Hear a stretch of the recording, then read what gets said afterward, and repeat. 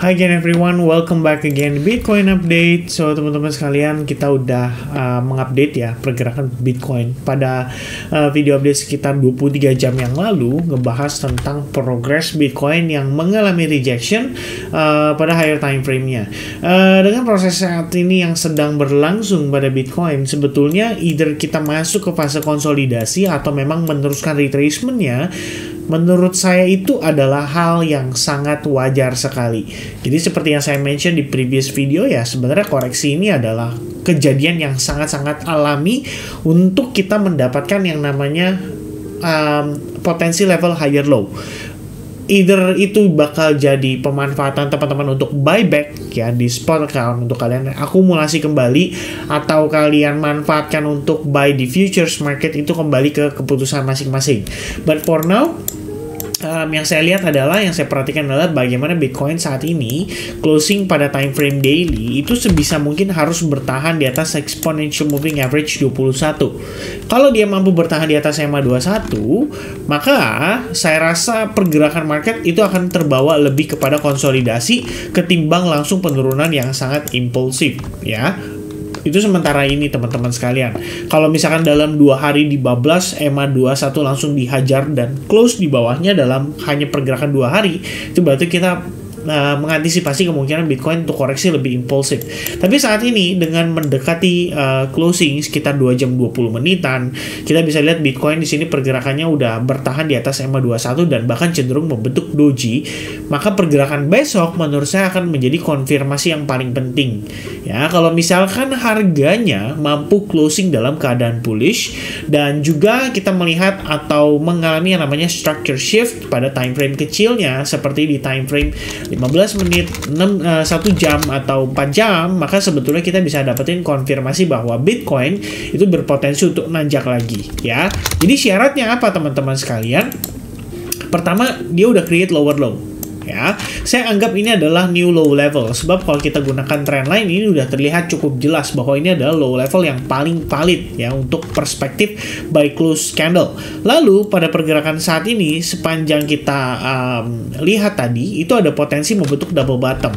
Namun untuk double bottom itu bisa tervalidasi, sebetulnya kan kita butuh dia kembali retest terhadap previous high-nya ya. Atau teman-teman kalau kalian notice, ini juga bisa digunakan sebagai potensi terbentuknya si inverted head and shoulders ya. Jadi kayak tapi itu secara diagonal ya, which is sebenarnya secara probability biasanya lebih kecil peluangnya teman-teman, namun tetap bisa dipertimbangkan. Dan intinya sih kalau saya ngelihatnya ya, intinya kita break dulu deh either dari trend line-nya atau dari area supply-nya. Nah, maka kalau kita lihat nanti Bitcoin bergerak di 42.600, time frame daily 42.600 tuh berarti udah ada di kisaran pergerakan area ini ya. Dan bila itu yang terjadi, berarti kita melihat adanya sebuah Three River Morningstar terbentuk pada time frame daily setelah retest terhadap exponential moving average 21 plus confluence dengan Fibonacci mungkin ya di kisaran level 50%. Tapi saat ini pun sebenarnya jauh jaraknya guys ya. Jadi kita masih bisa lihat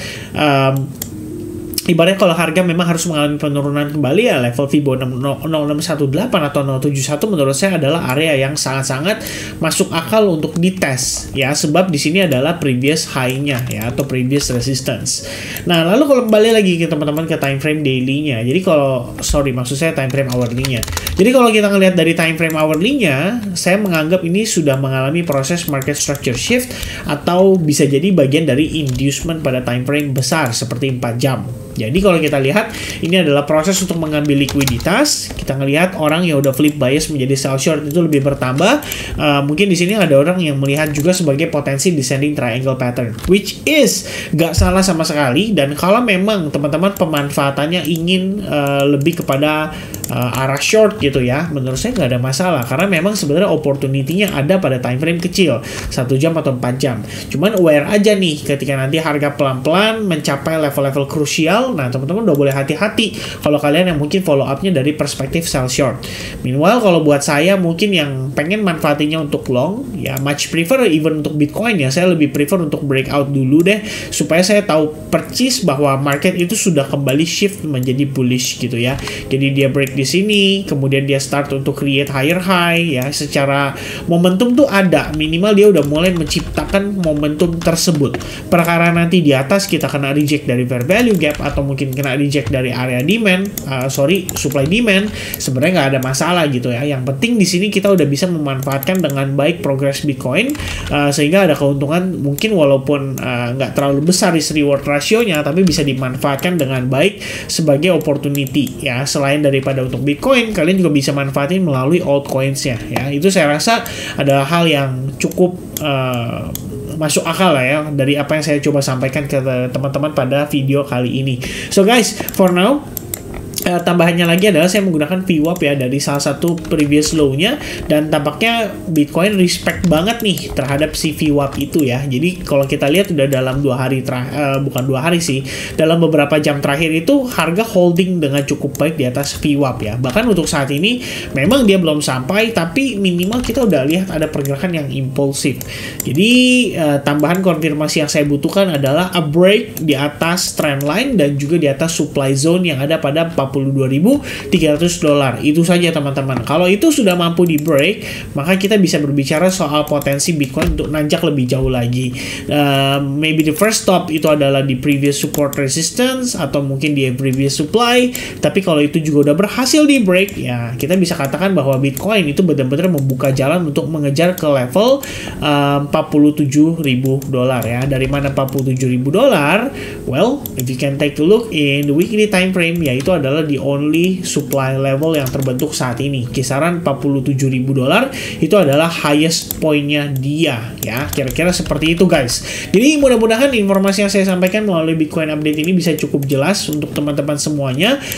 My expectation adalah melihat Bitcoin mampu breakout dulu. Tanpa dia berhasil breakout dari area supply ini, menurut saya mungkin Bitcoin masih akan dalam keadaan tertekan. Jadi tendensinya itu lebih kepada negatif atau lebih kepada bearish gitu ya. So that's gonna be the update for Bitcoin. Thank you very much guys. It's just a very quick update, tapi mudah-mudahan bisa teman-teman mendapatkan value yang menarik yang bisa dibawa pulang ya, dan bisa menjadi referensi analisis oleh teman-teman sekalian. So I think that's gonna be it for today. God bless, and I'll see you guys again in the next update. Cheers and bye bye guys.